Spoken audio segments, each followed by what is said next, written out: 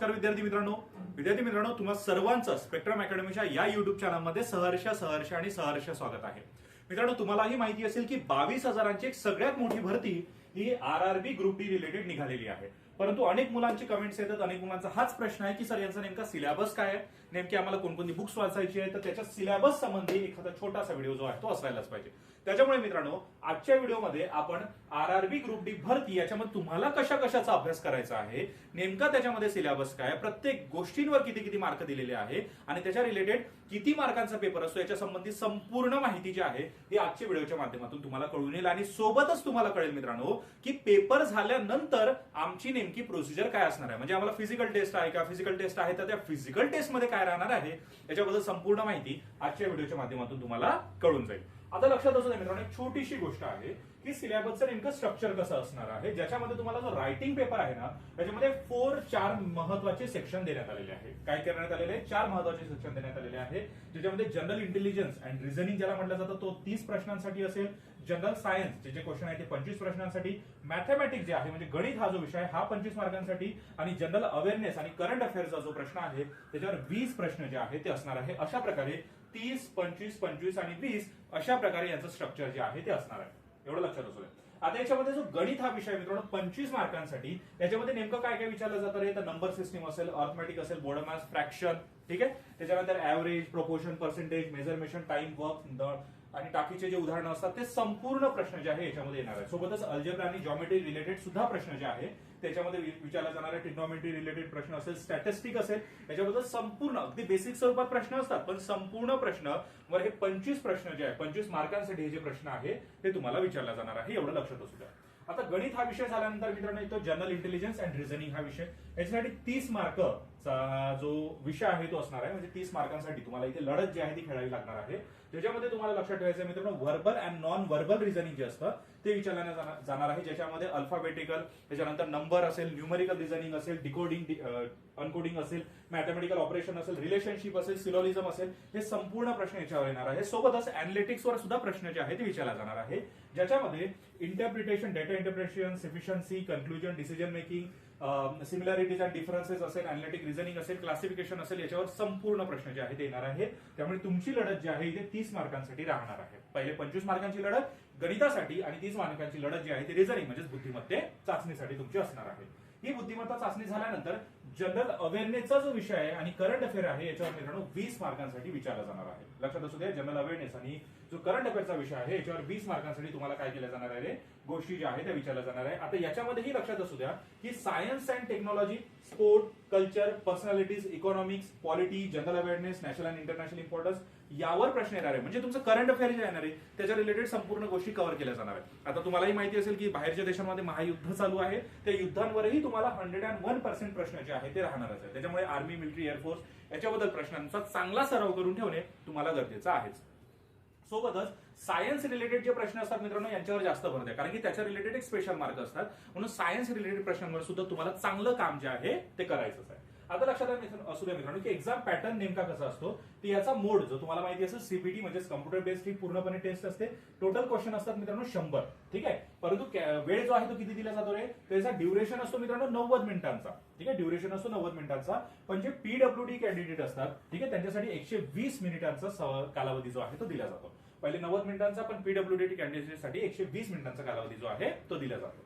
त्याच्यानंतर negative marking असते मित्रांनो एकाच तीनची, म्हणजे 3 प्रश्न चुकले तर तुमचा 1 मार्क जो आहे तो कट होऊन जाईल. त्याच्यामुळे तुम्हाला प्रिपरेशन करताना किंवा प्रत्येक प्रश्न सोडवताना काळजीपूर्वक सोडवणं गरजेचं आहे, कारण की एकाच 3ची आहे, म्हणजे 3 प्रश्न चुकले तर तुमचा 1 मार्क जो आहे तो चालला जाईल, ठीक आहे. एवढं लक्षात असू द्या. त्यामुळे 3 प्रश्न चुकवण्याची ही चुकी जी आहे ती तुम्हाला नाही करायची. सोबतच आता सपोज फॉर एक्झाम्पल तुमचं गणितही चांगलं आहे, रिझनिंगही चांगलं झालेलं आहे, सोबतच सायन्स, जनरल सायन्सचा विषयही चांगला झालेला आहे आणि जनरल अवेअरनेसवरही तुम्ही चांगलं काम केलेलं आहे, त्याच्यावर एक चांगली प्रिपरेशन तुमची झालेली आहे आणि तुमचा पेपर निघण्याचे चान्सेस वाढलेले आहेत. त्यावेळेस मात्र तुम्हाला फिजिकल टेस्टची ही तयारी करायची आहे, ठीक आहे. आणि फिजिकल टेस्ट मध्ये काय राहणार आहे सर, तर मेल आणि फिमेल अशा दोघांसाठीही ही फिजिकल टेस्ट जी आहे ती असणार आहे. मग मेल कॅन्डिडेट असो किंवा फिमेल कॅन्डिडेट असो, दोघांसाठीही ही फिजिकल टेस्ट जी आहे ती असणार आहे. तर मेल आणि फिमेलसाठी लक्षात असू द्या, मेल कॅन्डिडेट जो असतो याच्यासाठी मित्रांनो तुम्हाला 35 किलोचं वजन जे आहे ते कॅरी करायचं आहे स्वतःच्या पाठीवर आणि 100 मीटर पर्यंत 2 मिनिटांच्या आतमध्ये जे आहे ते घेऊन जायचं आहे, ठीक आहे. लक्षात असू द्या, 35 किलोचं वजन जे आहे ते कॅरी करून तुम्हाला 100 मीटर पर्यंत 2 मिनिटांच्या आतमध्ये जायचं आहे आणि यासाठी एकच अटेम्प्ट असतो, बरं यासाठी काही वारंवार तुम्हाला अटेम्प्ट मिळणार नाही. पोलीस भरती इथे नाहीये, त्यामुळे 2 मिनिटांमध्ये तुम्हाला 100 मीटर जे आहे ते क्रॅक करायचे आहे. सोबतच लक्षात असो मित्रांनो, आणि ही टेस्ट जर झाली त्याच्यानंतर तुम्हाला 1000 मीटर पर्यंत काय करायचं आहे, धावायचं आहे. 1000 मीटर पर्यंत धावायचं. आणि हे धावणं किती तास करायचं आहे सर, किती वेळांपर्यंत करायचं आहे, ते करायचं आहे मित्रांनो 4 मिनिटं 15 सेकंदामध्ये. जर तुम्ही 4 मिनिटं 15 सेकंदांपर्यंत आले तर तुम्हाला एकाच अटेम्प्टमध्ये फुल मार्क जे आहे ते मिळून जातील. पण 4 मिनिटं 15 सेकंदाच्या आत तुम्हाला ह्या ज्या गोष्टी आहेत त्या क्रॅक करायच्या आणि या इझिली होऊनही जातात. ठीक आहे. आता फिमेल साठी काय असणार आहे सर, तर फिमेलला सुद्धा इथे 35 किलो मेल साठी आहे, अगदी त्याच पद्धतीत फिमेलला आहे मित्रांनो 20 किलो 100 मीटर पर्यंत. ठीक आहे. 100 मीटर जे आहे स्वतःच्या पाठीवर 20 किलो घेऊन जायचं आहे 100 मीटर पर्यंत, ज्यासाठी वेळ असणार आहे मित्रांनो 2 मिनिटांची. आणि ह्याच्यासाठी सुद्धा एकच अटेम्प्ट जो आहे तो दिला जाणार आहे. आणि अगदी त्याच पद्धतीत इथे सुद्धा 1000 मीटरची रन तुम्हाला करायचं आहे. 1000 मीटर जे आहे ते धावायचं आहे, पण किती रे, 5 मिनिट 40 सेकंद. मुलांसाठी आहे 4 मिनिट 15 सेकंद आणि मुलींसाठी आहे मित्रांनो 5 मिनिट 40 सेकंद. आणि हे एकाच अटेम्प्ट मध्ये तुम्हाला क्रॅक करायचं आहे. जर तुम्ही हे एका अटेम्प्ट मध्ये करू शकला तर तुम्ही याच्यासाठी पूर्णपणे क्वालिफाय झालेले आहात आणि तुम्ही जो आहे ते पुढची तुमची जी डॉक्युमेंट व्हेरिफिकेशनची प्रोसिजर आहे त्याच्यासाठी अप्लिकेबल होऊन जाता. पण तुम्हाला आधी पेपरवर चांगलं काम करायचं आहे. पेपरमध्ये तुम्हाला गणित, बुद्धिमत्ता चाचणी, सायन्स आणि जनरल अवेअरनेसचा पाठ याच्यावर अतिशय जास्त चांगलं काम करायचं आहे, जेणेकरून तुमचा पेपर जो आहे तो इझिली निघून जाईल. आणि पेपर निघाल्यानंतर तुमची टेस्ट घेतली जाते. या टेस्टवर थोडी जरी प्रिपरेशन चांगली असली ना, एक स्ट्रॅटेजिक प्रोसिजर असली, तर ही पेपर सुद्धा म्हणजे हा जो फिजिकल टेस्ट आहे ही सुद्धा इझिली निघूनच जाते. ठीक आहे. आणि सर याची आम्ही प्रिपरेशन वगैरे कुठे करू शकतो, कसं काही प्लॅटफॉर्म आहे का, तर प्लॅटफॉर्म आहे मित्रांनो स्पेक्ट्रम अकॅडमी. स्पेक्ट्रम अकॅडमीच्या प्लॅटफॉर्मवर तुम्ही संपूर्ण आरआरबीची प्रिपरेशन जे आहे ते करू शकता. आणि आरआरबीच नाही तर तुम्ही UPSC, MPSC, bank, SSC, MBA, सरळ सेवा, पोलीस भरती, यूजीसी नेट सेट याची सुद्धा प्रिपरेशन करू शकता. आणि आरआरबीची प्रिपरेशन तर दिलेलीच आहे. आणि ही प्रिपरेशन, ही संपूर्ण प्रिपरेशन तुम्ही ऑनलाईन आणि ऑफलाईन दोन्ही प्रकारे करू शकता. म्हणजे तुम्हाला ऑनलाईन स्वरूपात तुम्ही कुठे काम करत असाल आणि तुम्हाला फक्त ऑनलाईन लेक्चर करायचे असेल, ऑनलाईन स्वरूपात लेक्चर करायचे असेल, ऑनलाईन टेस्ट द्यायचे असतील तर तुम्ही ऑनलाईन सुद्धा क्लासेस करू शकता, टेस्ट देऊ शकता, टेस्ट सिरीज देऊ शकता. सोबतच तुम्हाला ऑफलाईन क्लासेस करायचे असेल तुम्ही ऑफलाईन सुद्धा हे संपूर्ण क्लासेस जे आहे करू शकता. याच्यामध्ये तुम्हाला कोणीही अडवणार नाही. ठीक आहे. आणि सर क्लासेस नेमके करायची कुठे, तर पुणे अकॅडमीचा जो ऍड्रेस आहे मित्रांनो इथे दिलेलाच आहे. पुण्याच्या ब्रांचचा ऍड्रेस सुद्धा दिलेला आहे, पिंपरी चिंचवडचा सुद्धा दिलेला आहे. आणि आपल्या ज्या ब्रांचेस आहेत मित्रांनो या संपूर्ण महाराष्ट्रभर अवेलेबल आहे. ठीक आहे.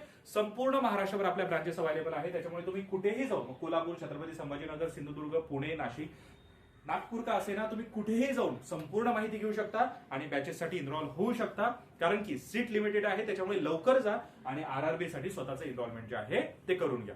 कारण की मित्रांनो ही 22,000ची भरती यावेळेस आली तशी पुन्हा पुन्हा येणार नाही रे. त्याच्यामुळे यावेळेस आलेली आहे तर संधीचं सोनं आपल्याला करायचंच आहे. आणि या संधीचं एकदाचं सोनं झालं की मग आयुष्यच पूर्ण हिऱ्यांसारखं चमकायला लागेल. त्याच्यामुळे या गोष्टींचं सोनं करा आणि संधीचा चांगला पुरेपूर वापर करा.